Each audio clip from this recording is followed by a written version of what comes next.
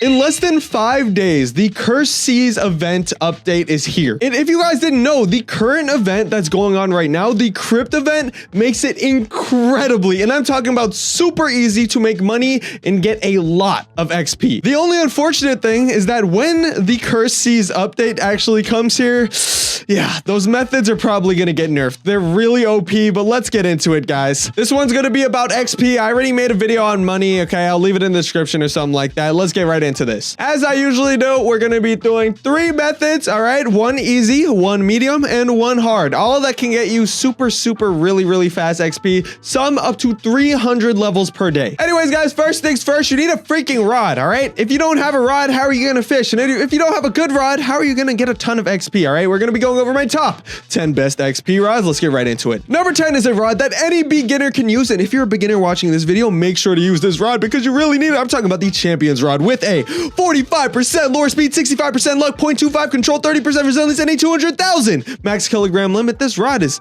very solid, especially for you broke boys out there, all right? Go ahead and cop yourself the Champions rod. Number 9 on the list, another one for my broke boys out there. It's all right, we were all broke at one point. I'm talking about the $300,000 rod, the Volcanic rod, with a 30% lure speed, 90% luck, 0.1 control, 15% resilience, and an infinite max kilogram limit. The Volcanic rod definitely does its job, and along with that, it also has a chance to mutate any fish. Even though this is mainly a money rod, okay, it's really good for XP as well, especially for beginner players. Oh, by the way, guys, if you don't have hasty on the Volcanic rod, it's absolutely trash. So yeah, if you don't have hasty on it, you might as well not use it. And for all of these rods, if it's slow, either use hasty, or if it already is fast, get clever on it because it gives you a 2.25 XP boost. Anyways, on to rod number 8, a rod that you can get and also helps you catch exalted relics. I'm talking about the rod of the Exalted one with a 55% lure speed, 170% luck, 0.15 control, 20% resilience, and a 70,000 max kilogram limit. This rod is,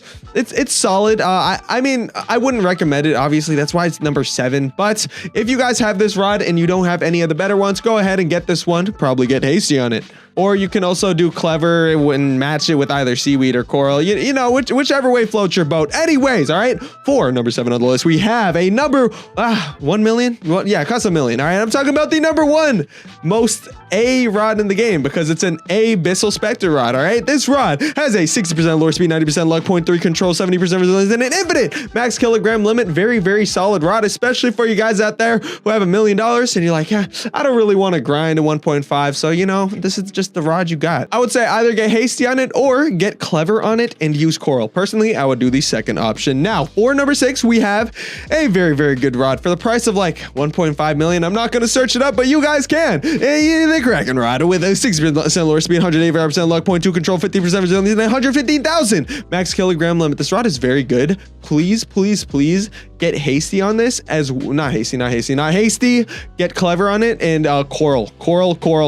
But for the next one, you're probably also going to do the same thing. I'm talking about an OG rod, man. The rod of the depths with a 65% lure speed, 130% luck, 0.15 control, 10% resilience, and a 30,000 max kg. This rod is very good, especially because of the fact that every single time that you catch 3 fishes, this little guy behind you, the ghost, will also catch another fish for you, making you passive XP along the way. For this one, definitely get clever and use coral. All right, listen up. We're in our top 5 now, all right?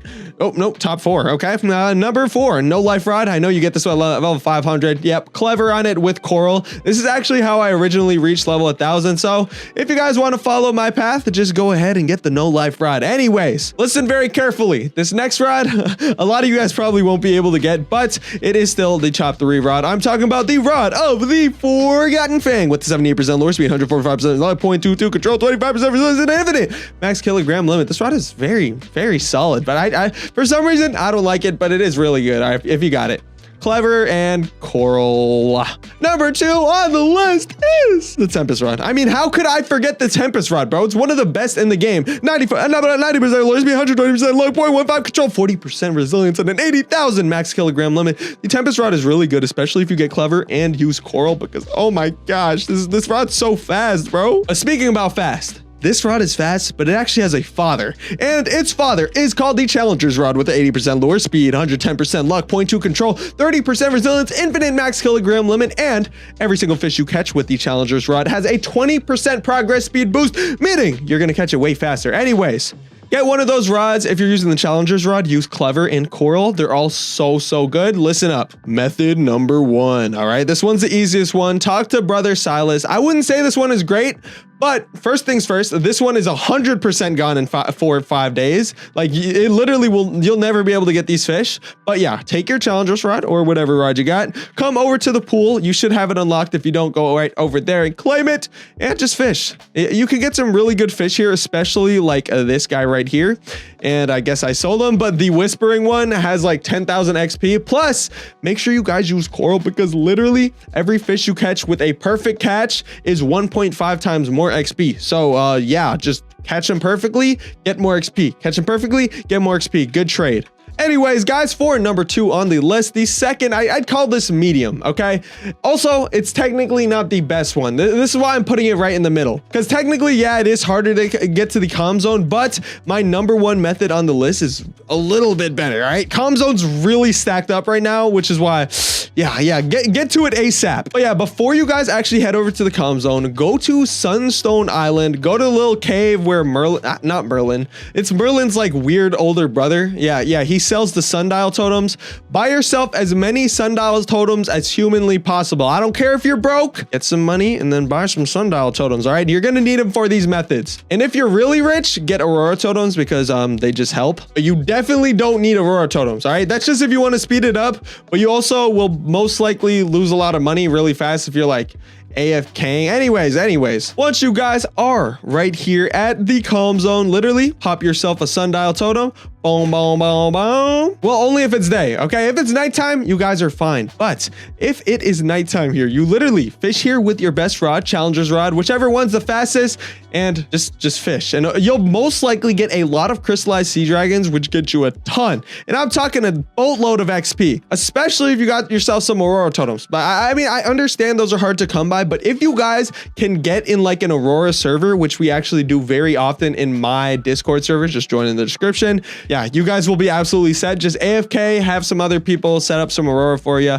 But remember, it's not required. Anyways, guys, for the next method, you're gonna need a submarine. All right, if you don't have a submarine, talk to me when you got one. Okay, you're gonna need one for this. They're very easy to craft. If you don't know how, just watch my Mariana's Veil guide, and I'm not gonna link it in the description. Just search it up. But yeah, just keep going down, and when you guys see the volcanic vents, keep going down. All right, we're not talking about the volcanic vents in this video. That's a very good money spot, but it's not the XP spot. But yeah, as you guys can see, I just passed the volcanic vents. We're going all the way down to the Ice Age. I'm talking about the Challenger's Deep. All right, I'm gonna let you guys know when I get there. If you need help, just look up my guide. All right, here we are at the wonderful Challenger's Deep, okay? Make sure you guys have a ton of sundial totems, and if you plan to grind to level 1000, you might as well just set your spawn here. Now listen very carefully, okay? If your spawn is set here, you guys are absolutely ready to grind to level 1000. Also, make sure you have a jacket on or a glimmer fin suit, because it gets pretty cold down here. I need you guys to go all the way to the back of Challenger's Deep to get to the fishing spot. It's a very long walk. The good news is they made the boots and everything to get the glimmerfin boots a lot easier. So yeah, getting glimmerfin boots is way easier now. Anyways, once you guys make it all the way back here, use one of those rods and use either coral, or if you already have really good lure speed, it helps even more to use deep coral, because it's easier to catch the, what's it called, the big frozen leviathan guy. But yeah, when you guys fish here, you want to make sure it's nighttime. Right now it's nighttime for me, and oh my gosh, this spot's so OP. Like literally every single thing I get onto is mythical, and I just caught a legendary right before this. And why it's so OP right now, yes, you could do this in the past, but now the frozen leviathan is so easy to catch, and that's most likely going to get changed by the time the next update comes out. So that's why I want you guys to use these methods as soon as you possibly can. Anyways, as you guys can see, I just hooked onto a frozen leviathan. If this video helped you guys at all, make sure to subscribe, and I'm gonna see you guys in the next one. Goodbye.